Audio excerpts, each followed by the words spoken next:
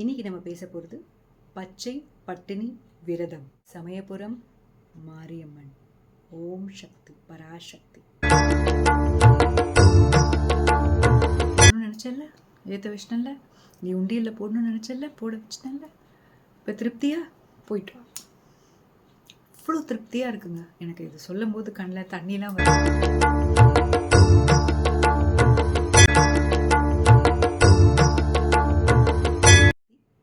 போடுங்க. முக்கியமாக பூச்சொட்டுதல் விழா தான் நடந்துகிட்ருக்கு.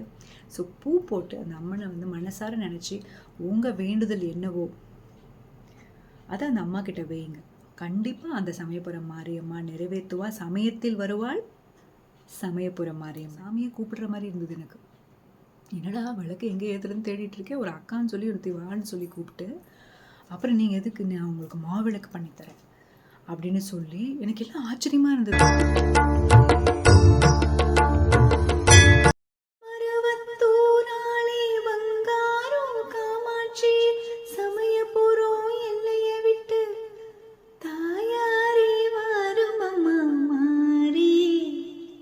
திரிசூலே ஆதி பரமேஸ்வரே, எல்லாமே சரியாயிடணும் அப்படின்னு சொல்லி அம்மா கிட்ட பிரார்த்தனை பண்ணுங்க. கண்டிப்பா எல்லாம் சரியாயிடும்.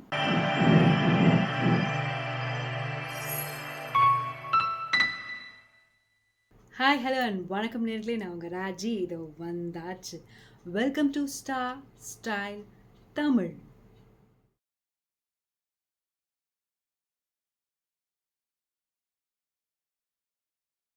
பச்சை பட்டினி விரதம்.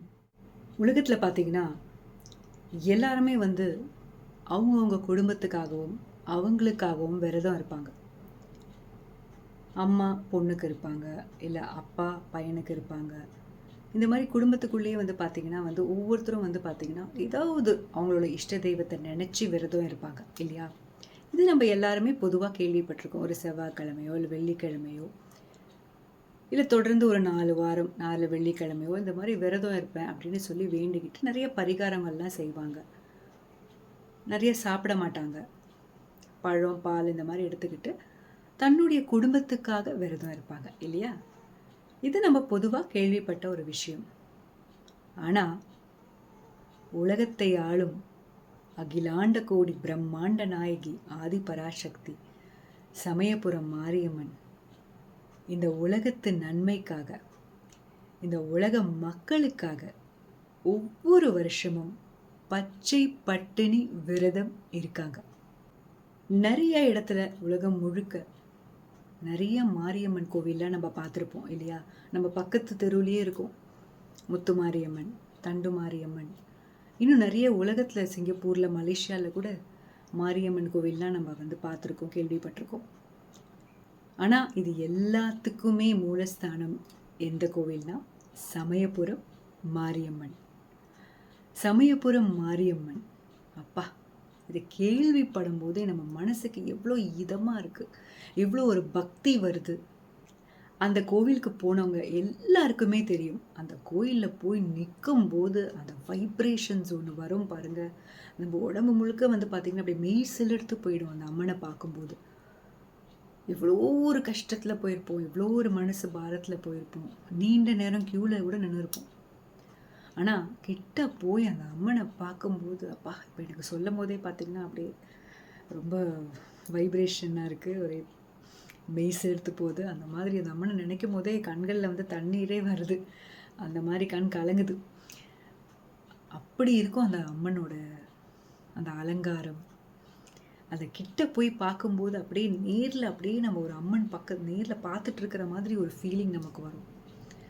அந்த அம்மன் நம்மளை பார்க்குற மாதிரி, நம்ம அந்த அம்மனை பார்க்குற மாதிரி. அம்மா, அந்த பாரம் எல்லாமே போயிடுவோங்க. என்ன கஷ்டத்தில் நம்ம வந்தவங்க கூட நம்ம மறந்து போயிடுவோம்.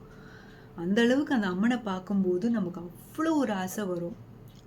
அப்பா, எனக்கு இது போதும்மா, உன்னை இன்னைக்கு பார்த்துட்டேன், இது அப்படியே நினச்சிக்கிட்டே போனோன்னா என் மனசில் இருக்கிற பாரம்லாம் போயிடும். நான் என்ன வேண்ட வந்தேன், என்ன உன்னை கேட்க வந்தேன்னு கூட எனக்கு மறந்து போச்சு.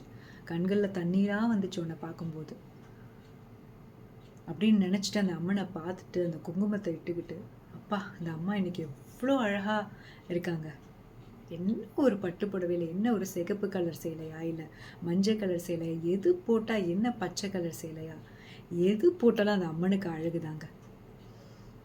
அப்படியே நேரில் வந்து அவங்கள அப்படியே பார்த்த மாதிரி அந்த ஃபீலிங்கோட, அதுவும் அந்த மாலை இருக்கும் பாருங்கள், அழகாக ஒரு மாலை போட்டிருப்பாங்க. நம்ம அங்கே போய் கேட்கும்போது அந்த மாலையை கொடுப்பாங்க, நமக்கும் வந்து போட்டு விடுவாங்க, போட்டுக்கோங்கன்னு சொல்லுவாங்க. அதை போட்டுட்டு போகும்போது என்னவோ நம்மளே ஒரு பெரிய அம்மன் மாதிரி நமக்கு வந்து ஒரு நமக்குள்ளே வந்து வந்துடுற மாதிரி ஒரு ஃபீலிங் இருக்கும். அவ்வளோ ஒரு பாசிட்டிவ் வைப்ரேஷன் அங்கே போனோன்னு எல்லா கவலையும் மறந்துடுவாங்க. அப்படிப்பட்ட அழகான சமயபுரம் மாரியம்மனுக்கு இந்த மாசி பங்குனியில் சிறப்பு விசேஷம். அதாவது அவங்க பச்சை பட்டினி விரதம் இருக்காங்க. யாருக்காக? நமக்காக, நம்ம குழந்தைங்க, அவங்களுக்கு எந்த நோய் நொடி வந்துடக்கூடாது, அவங்க நல்லா இருக்கணும், எந்த பிரச்சனையோ எந்த கஷ்டமோ அவங்களுக்கு வந்துடக்கூடாதுன்னு சொல்லி அந்த அம்மா நமக்காக விரதம் இருக்காங்க.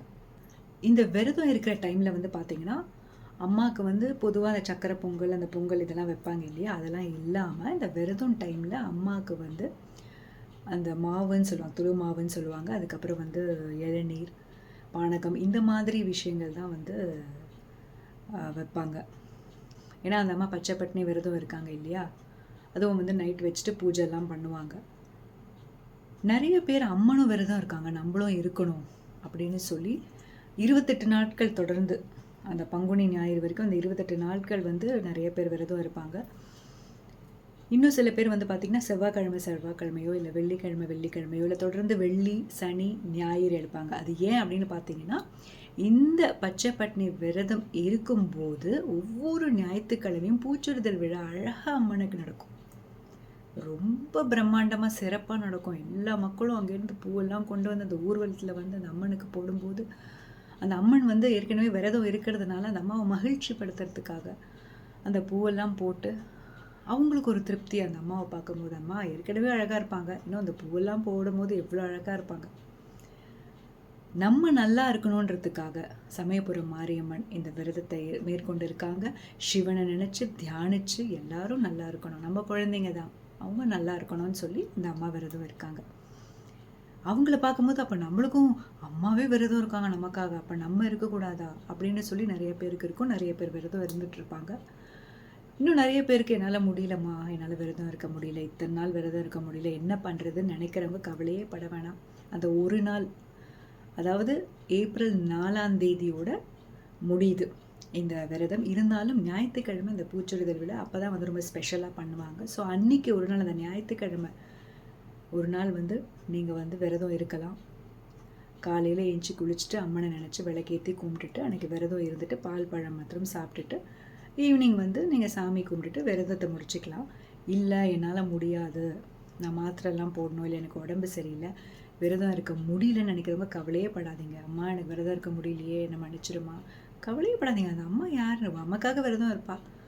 நம்ம முடியலன்னா நீ சாப்பிடாம இருன்னு அந்த அம்மா சொல்கிறாளா? கண்டிப்பாக கிடையாது. விரதம் இருக்க முடியலன்னா கூட அன்னைக்கு வந்து சைவ உணவுகள் மாத்திரம் சாப்பிட்டுட்டு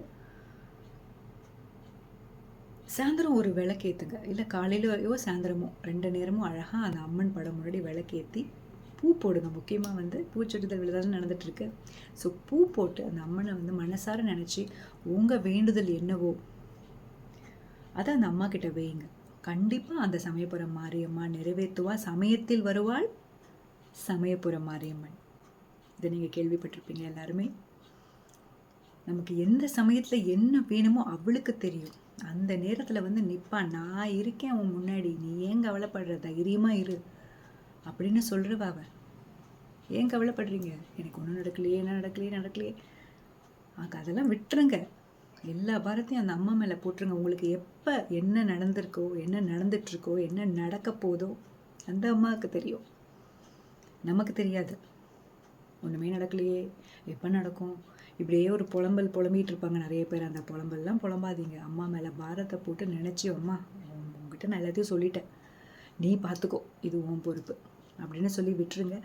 உரிய நேரத்தில் அந்த தக்க சமயத்தில் வருவாள் சமயபுரத்து மாரியம்மன். ஓம் சக்தி பராசக்தி. இந்த அம்மாவை சொல்லிகிட்டே இருங்க, ஓம் சக்தி பராசக்தின்னு கூப்பிட்டுட்டே இருங்க. எங்கே இருந்தாலும் தேடி ஓடி வந்துடுவா. நம்ம மனசுக்குள்ளே தான் இருக்கா, நம்ம மைண்டில் தான் இருக்கா, நம்ம ஆத்மாவில் தான் இருக்கா அவள். அவளை நினச்சி விரதம் இருக்க முடிஞ்சவங்க விரதம் இருங்க, இல்லைனாலும் சைவ உணவு மட்டும் சாப்பிடுங்க, பால் பழம் கூட சாப்பிட்டுக்கலாம். அந்த அம்மாவை நினச்சி ஒரு விளக்கேற்றி, அம்மா மாரியம்மா வாமா அப்படின்னு சொல்லி கேட்டு உங்கள் வேண்டுதலை வைங்க. கண்டிப்பாக அந்த அம்மா நிறைவேற்றி கொடுப்பா. திருச்சி பக்கத்தில் சமயபுரத்தில் இருக்காங்க சமயபுரம் மாரியம்மன். ஸோ அங்கே பக்கத்தில் இருக்கிறவங்க, பக்கத்து ஊரில் இருக்கிறவங்க முடிஞ்சால் போயிட்டு வாங்க, அம்மனை பார்த்துட்டு வாங்க. நிறைய பேர் இந்த திருச்சி ஹைவேஸில் போகும்போது பார்த்திங்கன்னா அந்த கோபுரம் தெரியும், சமயபுரம் கோபுரம் தெரியும். அதை பார்க்கும்போதே நம்ம அம்மனை பார்த்த மாதிரி ஒரு ஒரு தரிசனம் கிடைச்ச மாதிரியே இருக்கும் நமக்கு. அப்படியே போனீங்கன்னா ஸ்ரீரங்கம் ஓட கோபுரம் தெரியும், திருச்சி மலைக்கோட்டை தெரியும். இதெல்லாம் அப்படி லைனாக வந்துகிட்டே இருக்கும் அந்த கோயில். அந்த சைடில் போகும்போதெல்லாம் முடிஞ்சால் போயிட்டு வாங்க கோயிலுக்கு. இல்லை வீட்லேயே அம்மனை நினச்சி விரதம் இருங்க, ஒரு விளக்கேற்றி கும்பிடுங்க. கண்டிப்பாக அந்த அம்மா தேடி ஓடி வந்து எந்த நேரத்துலையும் தக்க சமயத்தில் வருவாள் சமயபுரத்து மாரியம்மன். ஓம் சக்தி பராசக்தி. மறுபடியும் சொல்கிறேன், பச்சை பட்னி விரதம் வந்து 28 நாட்கள், அதாவது இந்த மாசி ஞாயிறில் ஆரம்பித்து இந்த பங்குனி ஞாயிறில் முடியும் 28 நாட்கள் பச்சை பட்னி விரதம் இருப்பாங்க அம்மா. ஸோ முடியாதவங்க அந்த ஒரு நாள் ஏப்ரல் 4 முடியுது. ஸோ ஞாயிற்றுக்கிழமை ஏப்ரல் 5 தான் வந்து ரொம்ப விசேஷமாக வந்து அங்கே சமயபுரத்தில் நடக்கும். பூச்சொரிதல் விழாலாம் நடந்து முடியும். ஸோ அன்னைக்கு நீங்கள் வந்து விரதம் மேற்கொள்ளலாம். ஸோ முடியாதவங்க விளக்கேற்றி வச்சு அம்மனை நினச்சி உங்களோட வேண்டுதலை வைங்க. கண்டிப்பாக அந்த அம்மா நிறைவேற்றுவாங்க. சமயபுரம் மாரியம்மனுக்கு விளக்குலேயே மாவிளக்கு ரொம்ப ரொம்ப விசேஷம். அங்கே போகும்போது, சமயபுரம் போகும்போது நான் கூட வந்து மாவிளக்கு ஏற்றுவேன். எப்பயுமே வந்து மாவிளக்கு ஏற்றுவேன். ஸோ வீட்டில் முடிஞ்சவங்க மாவிளக்கு ஏற்றலாம், இல்லைனா அகல் விளக்கு கூட ஏற்றி வச்சு அந்த அம்மனை நினச்சி நெய் ஊற்றி எண்ணெய் ஊற்றி நீங்கள் வேண்டிக்கோங்க. ஸோ மாவிளக்கு வந்து எப்பயுமே ரொம்ப ரொம்ப ரொம்ப விசேஷம். அந்த அம்மனுக்கு உங்களை நினச்சி கும்பிடுங்க. கண்டிப்பாக அந்த அம்மா வந்து உங்களை தக்க சமயத்தில் காப்பாள். நான் ஒரு வாட்டி சமயபுரம் போகும்போது பார்த்திங்கன்னா உள்ளே போய் அந்த அம்மனை பார்த்தேன், தரிசித்தேன், மாலை கொடுத்தாங்க, அதை போட்டேன். எனக்கு ரொம்ப சந்தோஷமாக இருந்துச்சு அந்த அம்மனை பார்க்கும்போது. ரொம்ப நாளாக பார்க்கணும், ரொம்ப வருஷமாக பார்க்கணும்னு நினச்சி ஒரு வாட்டி நான் போய் பார்த்தேன். பார்த்துட்டு வெளியில் வந்ததுக்கப்புறம் தான் பார்த்திங்கன்னா உள்ளே வந்து விளக்கெல்லாம் ஏற்றக்கூடாது அப்படின்னு அந்த ரூல்ஸ்லாம் அப்போ இருந்துச்சு. இப்போ கூட இருக்குதுன்னு நினைக்கிறேன். ஸோ அதனால் வந்து வெளியில் தான் ஏற்றணும் அப்படின்னு சொன்னோன்னா நான் என்ன பண்ணிட்டேன், மறந்துட்டு வெளியில் வந்துட்டு நம்ம கார்லலாம் ஏறிட்டோம். அடடா நம்ம வந்து விளக்கெல்லாம் ஏற்றலையே, இப்போ என்ன பண்ணுறது அப்படின்னு சொல்லிட்டு வந்துட்டோம். எங்கே ஏற்றுறது ஒன்றுமே தெரியல எனக்கு. அப்புறம் உண்டியலில் வந்து காசெல்லாம் போடணும். அந்த உண்டியலில் வந்து அந்த கண், மூக்கு, அந்த இதெல்லாம் வடிவமைச்சிருப்பாங்கல்ல, அந்த உருவம்லாம், அதெல்லாம் வாங்கி வச்சுட்டு போடாமல் விட்டுட்டோமே கோயிலுக்குள்ளே. என்ன பண்ணுறதுன்னு சொல்லிட்டு கிடுகிடுகிடு நான் கார்லேருந்து இறங்கி உடனே போகிறேன். ஒரே க்யூவெல்லாம் நிற்கிது வெளியில். எங்கே போகிறது, என்ன பண்ணுறது, உண்டியெல்லாம் உள்ளே தானே இருக்கும், எங்கே போய் மாவிளக்கு ஏற்றுறது, எனக்கு ஒன்றுமே புரியல. அப்படியே கன்ஃபியூஷன் நடந்து போயிட்டே இருக்கேன். அம்மா என்னம்மா பண்ணுறது அப்படின்னு நினச்சிட்டு போயிட்டே இருக்கும்போது பார்த்தீங்கன்னா இவ்வளோ பெரிய உண்டியல் இருக்குது வெளியில். அப்பா அப்படின்னு சொல்லி அந்த உருவம்லாம் வாங்கியிருந்தேன். அதெல்லாம் போட்டுட்டு சரி இப்போ விளக்கு எங்கே ஏற்றுறது, விளக்கெல்லாம் கொண்டு வந்தோமே, எண்ணெய்லாம் கொண்டு வந்தோமே, திரி கொண்டு வந்தோம், எல்லாம் ஒன்றுமே ஏற்ற முடியாமல் போயிடுச்சே அப்படின்னு சொல்லி மனசில் இருக்கும்போது ஒரு சின்ன பொண்ணு, ஒரு 22 வயசு இருக்கும். அக்கா வரீங்களா விளக்கேற்றுங்க அப்படின்னு எனக்கு அப்படியே ஆச்சரியமாக போச்சு. இந்த சாமியை கூப்பிடுற மாதிரி இருந்தது எனக்கு. என்னடா விளக்கு எங்கே ஏற்றுறதுன்னு தேடிட்டு இருக்கேன். ஒரு அக்கான்னு சொல்லி ஒருத்தி வான்னு சொல்லி கூப்பிட்டு, அப்புறம் நீங்கள் எதுக்கு, நான் உங்களுக்கு மாவிளக்கு பண்ணித்தரேன் அப்படின்னு சொல்லி எனக்கு எல்லாம் ஆச்சரியமாக இருந்தது. என்னடா உண்டியல் வெளியில் இருக்குது, எங்கே விளக்கேற்றுதுன்னு தெரியல, இவ்வளோ க்யூ இருக்குது, எங்கே போகிறதுனே தெரியல. ஒரு பொண்ணு வான் நம்மளை கூட்டிகிட்டு போய் மாவிளக்கு பிசைஞ்சு கொடுத்து எனக்கு விளக்கெல்லாம் ரெடி பண்ணி கொடுத்து ஏற்ற சொன்னாங்க. அப்படியே எனக்கு ரொம்ப ஆச்சரியமாக போச்சுங்க. அதான் அந்த அம்மா வந்து நம்ம மனசார நினச்சோன்னா நம்ம மனசில் என்ன இருக்குன்னு அவளுக்கு தெரியும். நீ விளக்கேற்றணும்னு நினச்சல, ஏற்ற வச்சிட்டல, நீ உண்டியலில் போடணும்னு நினச்சல, போட வச்சுட்டல, இப்போ திருப்தியா போயிட்டு வா. அவ்வளோ திருப்தியாக இருக்குங்க. எனக்கு இது சொல்லும் போது கண்ணில் தண்ணிலாம் வருது. அந்த மாதிரி ஒரு அற்புதம் செய்வாள் மாரியம்மன். நீ நினச்சதை நான் பண்ணி கொடுத்துட்டேன்ல, 5 நிமிஷத்தில் பண்ணி கொடுத்துட்டாங்க. என்னங்க நம்ம வெளியில் வந்துட்டு ஒன்றும் எப்படின்னா ஒன்றுமே எனக்கு புரியல. ஏன்னா அப்போ தான் நான் ஆக்சுவலி அப்போ தான் வந்து நான் போகிறேன். அதுக்கு முன்னாடி நான் போனதே கிடையாது. ஸோ எங்கே விளக்கேற்றணும் என்னமே எனக்கு தெரியாது. ஒரு பொண்ணு கூப்பிட்டு வச்சு எனக்கு மாவிளக்கெல்லாம் பிசைஞ்சு கொடுத்து இந்தாங்க ஏற்றுங்கன்னு சொல்லி கொடுக்குறாங்க. அந்த அம்மனே வந்து எனக்கு எல்லாம் செஞ்ச மாதிரி எனக்கு ஒரு ஃபீலிங் இருந்தது. அங்கே எப்பயுமே போகும்போது ஏதாவது ஒரு மிரக்கல் நடந்துக்கிட்டே இருக்கும், ஏதாவது ஒன்று நடந்துகிட்டே இருக்கும். அம்மனே நம்மகிட்ட நேரில் வந்து பேசுகிற மாதிரி நமக்கு ஒரு ஃபீலிங் இருக்கும். அது உண்மைதாங்க. அந்த அம்மா வந்து நைட்டில் வந்து பார்த்தீங்கன்னா, நைட்டில் தூங்குறவங்கலாம் சொல்லுவாங்களா, அந்த கோபுரத்துக்கு பக்கத்தில் நிறைய சுற்றி கோபுரம் இருக்கும், 4 கோபுரம் இருக்கும் சுற்றி. அங்கே யாராவது படுத்துட்டு இருந்தோன்னா அம்மாவோட சலங்கை சத்தம் கேட்குமா. சரி, அம்மா தான் போகிறா, ஊர்காவல் காக்கிறா, நம்மளை காக்கிறா. நிறைய பேர் அதை கேட்டிருக்காங்க அப்படின்னு சொல்லுவாங்க. அப்போ மிரக்கலுங்க. இந்த மாதிரி அற்புதங்கள்லாம் நடக்கும். நீங்கள் போய் பாருங்கள், சமயபுரம் மாரியம்மன் உங்களுக்கு ரொம்ப பிடிக்கும். நிறைய பேர் வந்து இன்னும் நான் பார்க்க முடியலன்னு நினச்சிட்டு இருப்பாங்க. கண்டிப்பாக ஒரு நாள் போங்க, கொஞ்சம் வந்து ஃப்ரீ டைமில் போங்க, மாரியம்மனை பாருங்கள், தரிசிங்க. அந்த அம்மாவோட அற்புதம் வந்து நீங்கள் அங்கேயே உணர்வீங்க. அந்த அம்மனே நேரில் வந்து வேறு ஏதோ ஒரு ரூபத்தில் வந்து உங்களுக்கு ஏதாவது ஒரு ஹெல்ப் பண்ணுவா, ஏதாவது சொல்லுவாங்க. அங்கே போய் பாருங்கள், அப்போ தான் உங்களுக்கு தெரியும். சமயபுரம் மாரியம்மனை பற்றி சொல்லணுன்னா நிறைய விஷயம் சொல்லிக்கிட்டே போகலாம். அவ்வளோ அழகானவ, அவ்வளோ அற்புதமானவ. இந்த பச்சை பட்னி விரதம் பற்றி நான் சொல்லணும் அப்படின்னு நான் நினச்சேன். லாஸ்ட் இயர் கூட நான் சொல்லியிருந்தேன். ஸோ இந்த இயரும் சொல்லணும்னு சொல்லி உடனே ஒரு வீடியோ உங்களுக்காக நான் எடுத்தேன். சொன்னதில் எனக்கு ரொம்ப சந்தோஷம். கண்டிப்பாக வந்து அம்மனை நினச்சி பிரார்த்தித்து விளக்கேற்றி கும்பிடுங்க. கண்டிப்பாக அந்த அம்மா உங்களை காப்பா, எல்லாரையும் காப்பா, உலகத்தை காப்பா, உலக மக்களை காப்பா. இப்போ நிறைய விஷயங்கள் நடந்துகிட்ருக்கு, போர் நடந்துகிட்ருக்கு நிறையா. இது எல்லாமே உங்களுக்கு தெரியும். எல்லாமே சரியாயிடணும் அப்படின்னு சொல்லி அம்மா கிட்ட பிரார்த்தனை பண்ணுங்கள். கண்டிப்பாக எல்லாம் சரியாயிடும். எல்லாரும் சந்தோஷமாக அம்மனோட அருள் பெற்று வாழ்க. நன்றி, வணக்கம். ஸ்டார் ஸ்டைல் தமிழ் சேனலை உடனே சப்ஸ்கிரைப் பண்ணுங்கள். This is Raji signing off. See you, take care. Bye-bye. ஓம் சக்தி பராசக்தி. சமயபுரத்தாளே சாம்பராணி வாசகி, சமயபுரம் எல்லைய விட்டு தாயாரே வாரும் அம்மா. மருவத்தூராளே பங்காரு காமாட்சி, மருவத்தூராளே பங்காரு காமாட்சி, சமயபுரம் எல்லைய விட்டு தாயாரே வாரும் அம்மா. மாறி திரிசூலே ஆதி பரமேஸ்வரே, மாயே மகமாயி தங்கமுத்து மாரியளே. ஓம் சக்தி பராசக்தி.